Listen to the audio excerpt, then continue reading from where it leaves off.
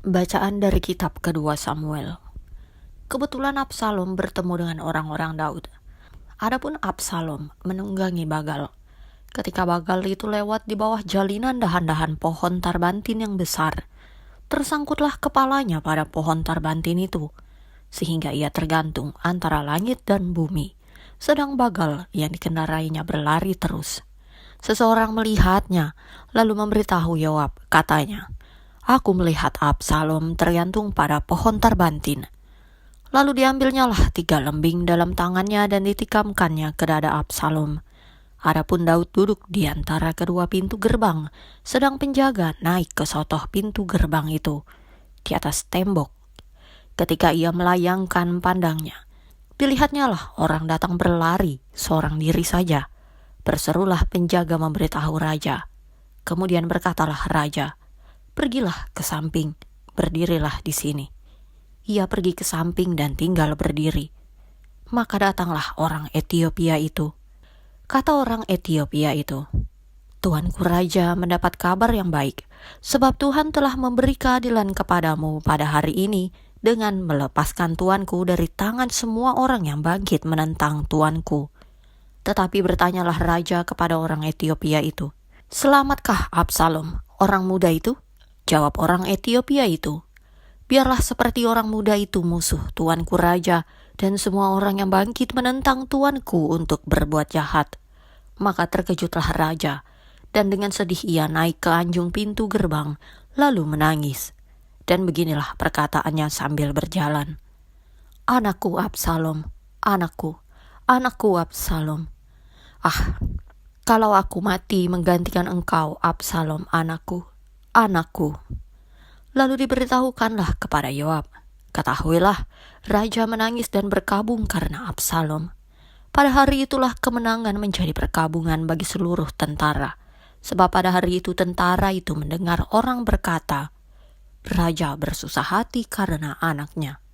Sebab itu tentara itu masuk kota dengan diam-diam pada hari itu. Seperti tentara yang kena malu kembali dengan diam-diam karena melarikan diri dari pertempuran. Demikianlah sabda Tuhan. Mazmur tanggapan. Sendengkanlah telingamu ya Tuhan dan jawablah. Sendengkanlah telingamu ya Tuhan, jawablah aku, sebab sengsara dan miskin aku. Peliharalah nyawaku, sebab aku orang yang kau kasihi. Selamatkanlah hambamu yang percaya kepadamu. Sendengkanlah telingamu ya Tuhan dan jawablah aku. Engkau adalah Allahku, kasihanilah aku ya Tuhan, sebab kepadamulah aku berseru sepanjang hari. Buatlah jiwa hambamu bersukacita, sebab kepadamulah ya Tuhan kuangkat jiwaku. Sendengkanlah telingamu ya Tuhan dan jawablah aku. Sebab engkau ya Tuhan baik dan suka mengampuni, dan berlimpah kasih setia bagi semua orang yang berseru kepadamu. Pasanglah telinga kepada doaku ya Tuhan, dan perhatikanlah suara permohonanku. Sendengkanlah telingamu ya Tuhan dan jawablah aku. Bacaan Injil menurut Santo Markus. Sesudah Yesus menyeberang lagi dengan perahu, orang banyak berbondong-bondong datang lalu mengerumuni dia. Sedang ia berada di tepi danau, datanglah seorang kepala rumah ibadat yang bernama Yairus. Ketika ia melihat Yesus, tersungkurlah ia di depan kakinya dan memohon dengan sangat kepadanya, "Anakku perempuan sedang sakit, hampir mati. Datanglah kiranya dan letakkanlah tanganmu atasnya, supaya ia selamat dan tetap hidup." Lalu pergilah Yesus dengan orang itu. Orang banyak berbondong-bondong mengikuti dia dan berdesak-desakan di dekatnya. Adalah di situ seorang perempuan yang sudah 12 tahun lamanya menderita pendarahan. Ia telah berulang-ulang diobati oleh berbagai tabib, sehingga telah dihabiskannya semua yang ada padanya. Namun sama sekali tidak ada faedahnya. Malah sebaliknya, keadaannya makin memburuk. Dia sudah mendengar berita-berita tentang Yesus. Maka di tengah-tengah orang banyak itu, ia mendekati Yesus dari belakang dan menjamah jubahnya. Sebab katanya, "Asal ku jamah saja jubahnya, aku akan sembuh." Seketika itu juga berhentilah pendarahannya dan ia merasa bahwa badannya sudah sembuh dari penyakitnya. Pada ketika itu juga Yesus mengetahui bahwa ada tenaga yang keluar dari dirinya. Lalu ia berpaling di tengah orang banyak dan bertanya, "Siapa yang menjamah jubahku?" Murid-muridnya menjawab, "Engkau melihat bagaimana orang-orang ini berdesak-desakan dekatmu, dan engkau bertanya, 'Siapa yang menjamah aku?'" Lalu ia memandang sekelilingnya untuk melihat siapa yang telah melakukan hal itu. Perempuan itu, yang menjadi takut dan gemetar ketika mengetahui apa yang telah terjadi atas dirinya, tampil dan tersungkur di depan Yesus dan dengan tulus memberitahukan segala sesuatu kepadanya. Maka katanya kepada perempuan itu, "Hai anakku, imanmu telah menyelamatkan engkau. Pergilah dengan selamat dan sembuhlah dari penyakitmu." Ketika Yesus masih berbicara, datanglah orang dari keluarga kepala rumah ibadat itu dan berkata, "Anakmu sudah mati.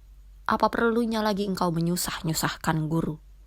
Tetapi Yesus tidak menghiraukan perkataan mereka dan berkata kepada kepala rumah ibadat, "Jangan takut, percaya saja."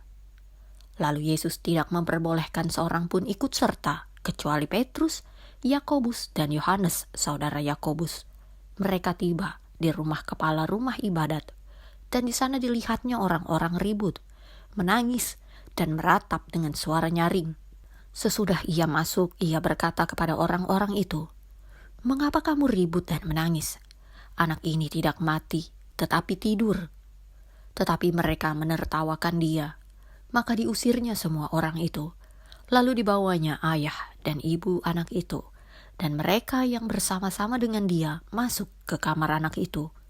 Lalu dipegangnya tangan anak itu. Katanya, "Talita kum," yang berarti, "Hai anak, aku berkata kepadamu, bangunlah." Seketika itu juga anak itu bangkit berdiri dan berjalan, sebab umurnya sudah 12 tahun. Semua orang yang hadir sangat takjub. Dengan sangat ia berpesan kepada mereka, supaya jangan seorang pun mengetahui hal itu. Lalu ia menyuruh mereka memberi anak itu makan. Demikianlah Injil Tuhan.